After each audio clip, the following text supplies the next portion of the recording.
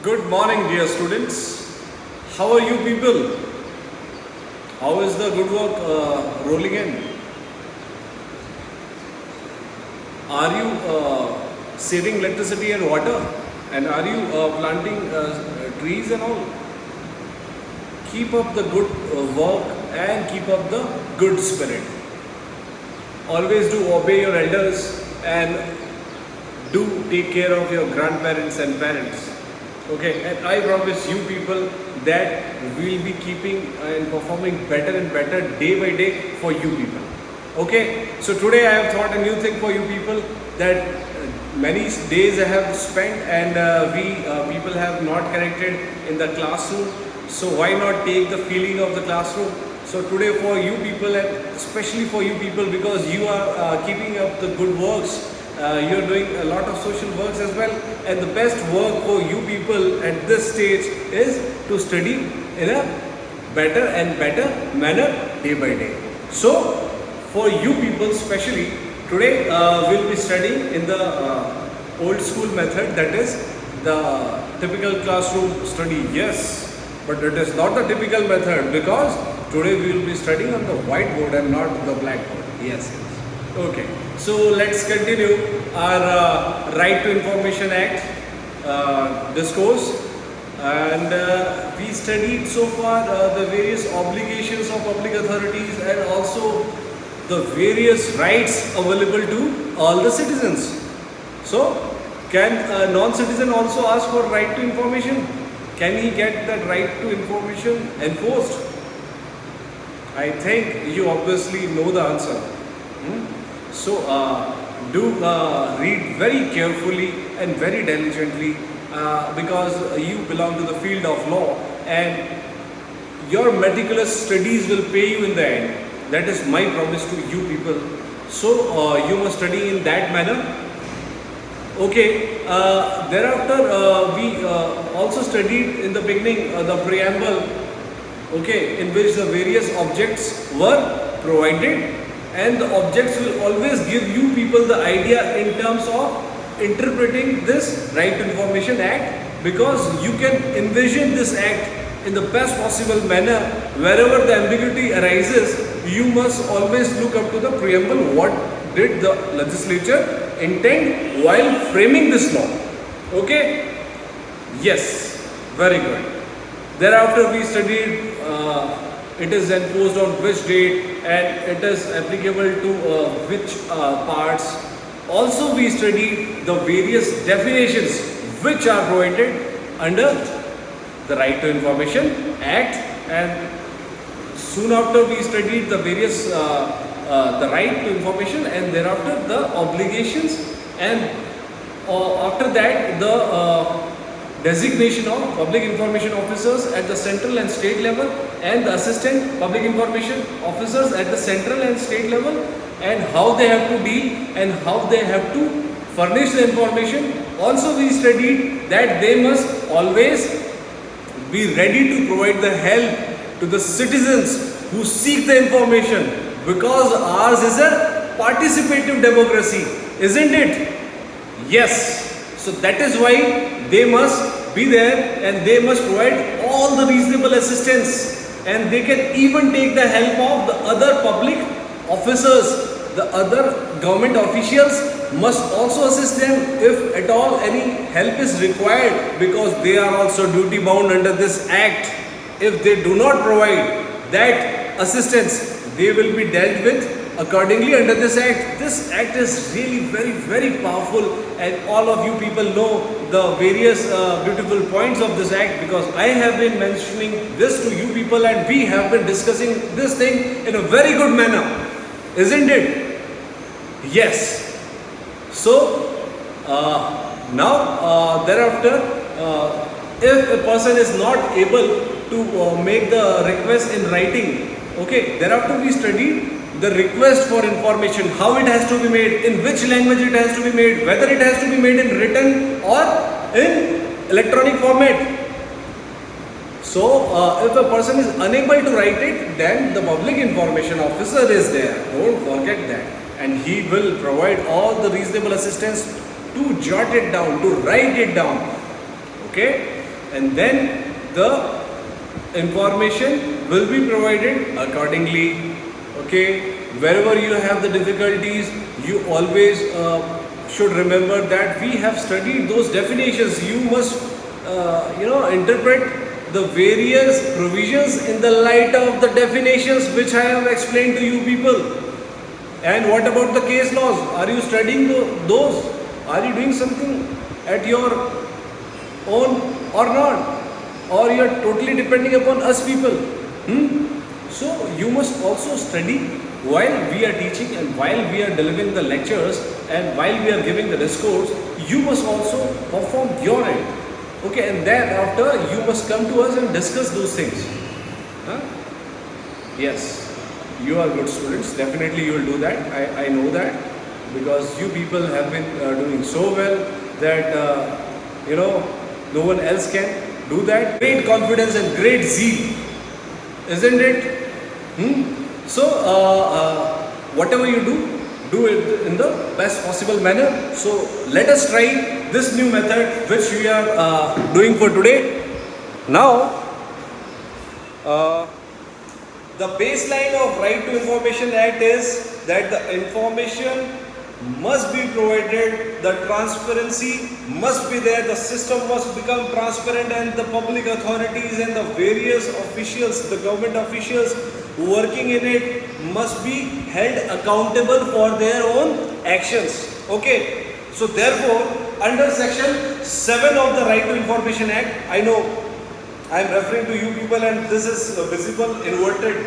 Okay, I'll surely do the camera, but first of all let's begin this lecture. Okay, so today we'll be studying section 7, in which we'll be studying the disposal of request.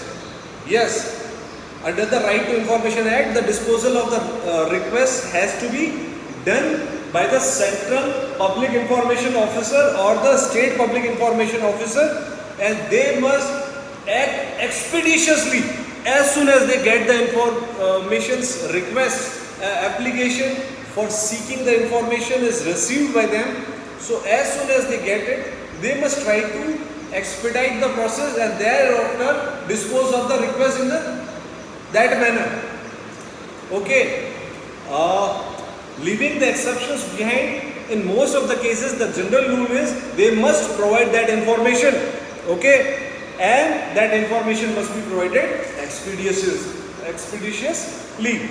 Okay, what is the maximum limit? That will arise in your minds, but there is no requirement for the maximum limit. They must do the work very fast. Okay, but they might be having that burden of the work, so that is why a maximum limit is given. Okay, this is the minimum limit. What is the minimum limit? Is expeditiously. As soon as they get it, they can dispose it of. If it is at all possible, they must do it. If they are burdened with the work, if there are some other works as well, other office duties, if they are assigned to them, first of all, they must not be assigned with more work which overburden them. So the primary work is the providing of the information. So the maximum limit for these public information officers is 30 days. Okay, the information must be provided in a time span of 30 days. Okay, now you will be asking me people, you people will be asking me that you will be providing the information in 30 days. Okay, and if the information is liable to be rejected, then what about it? I know you people are very shrewd, very clear. You will ask the same question to me. Okay, so the answer is they will not be providing the information in that case, isn't it? Okay, so if the case is, if it pertains to some sensitive information or if it relates to some good friendly relations with the other foreign states which are good, and if by providing the information those friendly relations will no longer be there, they will be strained, so then what will be done is the information will be rejected, the application will be rejected simply. Okay, so it is clear to you people. Now there is a crux. This was the general rule. Okay, so you people should always remember that there is a difference, basic difference between general rule and the exception. Okay, here also you must remember the same, and in the competitive exams You people must not fail. This is my statement to you, and since I am teaching you this thing very specifically, so you should not forget, and you must always remember this in the competitive exam, that what is the context of the question must always be remembered. Okay, if the context of the question is like, if it is asking for the general rule, you must answer accordingly, and if it is asking for the exception, then the answer must be in that manner. Okay, now we shall deal with the proviso, which is a sort of exception, which is obviously enlarging the scope of this section, which is obviously dealing with those exceptional circumstances which the legislature should have kept in the mind, because every situation is not the same. There might be certain exceptional situations, and they must always consider that, and then only if that thing is provided in the law, then only that law is a good law. Otherwise that is redundant. You cannot deal with every person is in the same manner. There might be certain other circumstances. So okay, now I will provide you that kind of circumstances. That circumstances, if that particular information which is sought by the applicant, it deals with the life and personal liberty of that person. Okay, here it is the question of life and personal liberty. It is very important.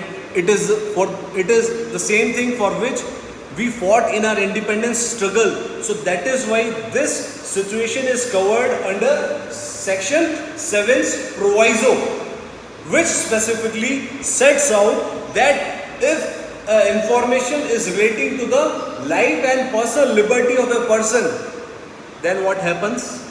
Then the information must be provided in a time span of 48 hours. 48 hours from what? 48 hours from the receipt of the request for information. Okay, 48 hours. Yes, dear students, I do personally think, what I do personally feel is, you will not learn just by simply listening to me, or simply by watching this, or by simply reading the barracks, either in electronic format in your mobile or computer, or in the paper format, that is to say in the form of books. But you must practically apply this subject, and you will learn this by filing a RTI on some public authority. And you must not file a RTI unnecessarily. You must file a genuine RTI on some public authority seeking a particular information. Only and only then you will be learning the provisions which I am teaching you people right now. Okay, so you must promise me that you will try to learn it in a practical manner. So if any aggrieved citizen is living nearby you people who is not getting the proper money, for example, let's say if a NREGA worker is not getting the money accordingly which was promised by the government at the government rates prevailing at that particular point of time, then you can help him by simply writing an application, giving the prescribed fee, and writing it in the language which is prescribed, that is Hindi, English, or any local language which is official local language. Okay, so I think you have made a promise to me. Now you will learn it in a practical manner. Yes, you are good students. So similarly, in general rule, this is within the time span of 30 days of the receipt of the request, you will be providing that information.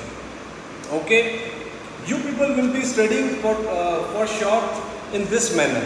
Okay, but let me assure you people that law is not very straightly provided. It is bent, and it is so complex that it is not easy to be deciphered. So that is why some of the lawyers are doing a really good, and other lawyers are doing moderate job. So in order to do a very good job, you must read between the lines and try to find out certain things which are tried to be taught or tried to be explained by the legislature. Okay, one thing is missing in this, and which is the most important thing, is that what about the case when the receipt of the application deals with some other public authority?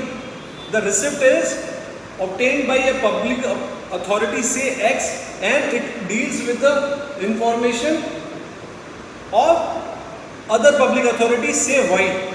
Okay, now the transfer has to be made of this information from here to here. Okay, now what about the time limit? Yes, here you must have thought that beforehand. Okay, so you must read in this manner. Okay, so here the additional time of 5 days will be provided. Okay, so you have read it in the earlier provisos, I guess. You must remember it. Okay, do not forget it. So the public authority is having a time of shifting the application from its office to other public authority in 5 days. Though it must be made expeditiously, the transfer must be made in an expedient manner, but the maximum limit is again 5 days. Okay, so you people in the sitting in the office cannot simply say, okay, I have to transfer this application from this table to other table. Now the person will be moving from this table to that table and that table to that table, and that will consume unnecessary time of this. It is not the case. It is a very potent and very powerful tool in the hands of the citizens. Therefore, the time limit is prescribed. That shows the willpower of the legislature to include all the citizens in the democratic setup. Yes, this will further strengthen our democracy, and this has been doing the job really good, and I am very sure that it will be doing that job again.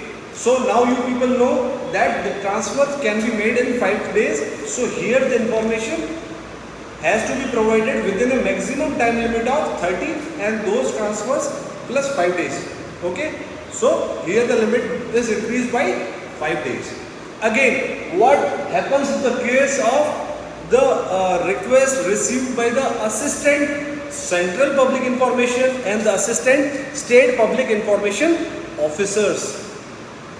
Because you know they can also receive the request for the information, and now the request for the information received by these assistant public information officers at central and state levels, now this information has to be dealt with the central and state public information officers.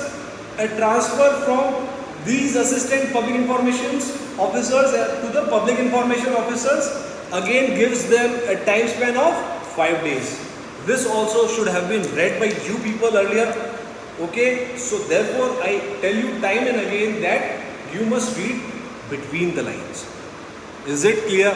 So you must study in this manner. So let's see this section.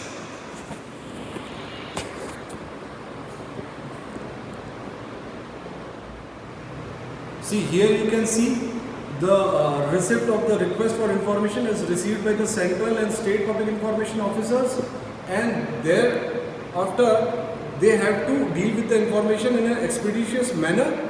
So the minimum limit is as expeditious as possible. The maximum limit in which they should provide the information is 30 days of the receipt of the request. Is it clear to you people? And also they can reject the request for the information based on the grounds set out in the further sections. Okay, there is a proviso attached to it which tells that if the situation is such that it deals with the life and personal liberty of a person, now what has to be done? They have to provide the info as expeditious as possible, and again the maximum limit is 48 hours of the receipt of the request. Here the most special thing was what about the cases of transfer of that request for information, okay, from one public authority to other public authority, from assistant public information officers to the central or state public information officers. What happens here is they get a maximum limit 5 days extra. Okay, so I think now you people are very clear with this particular section which we have studied today. This is the disposal of the request and the maximum time limit and the minimum time limit and the special cases of transfer. Okay, and I do think that you people are aware now about the studying mechanism and how to make the interpretation in a best possible manner. So you must follow the same method, okay? And with this, our class ends here today, and I'll surely pray to the God that this pandemic is, this issue is solved at the earliest, and our normal classes resume at the earliest, because these limitations can only be withdrawn once our regular classes resumes, because in that there is no limit. So still we'll make all the best efforts always, as you people have been working really good and working really hard, and making us people very proud. So do keep studying, and do keep working hard, and do keep working really good for the society, okay? Thank you for listening so carefully, and please do share the videos with other people, because here it is not limited only to the law students. Here this is a public channel which can be viewed by one and all. So if the public at general at large wants to benefit by the provisions of this particular law, because ignorance of law is no excuse. So law, whether you know it or not, is always applicable upon each of the people. So they must be aware of the various rights and duties assigned to them. So that is why now you must share the videos, and also ask them to subscribe the videos, and do comment, so that we can always improve. Okay, thank you.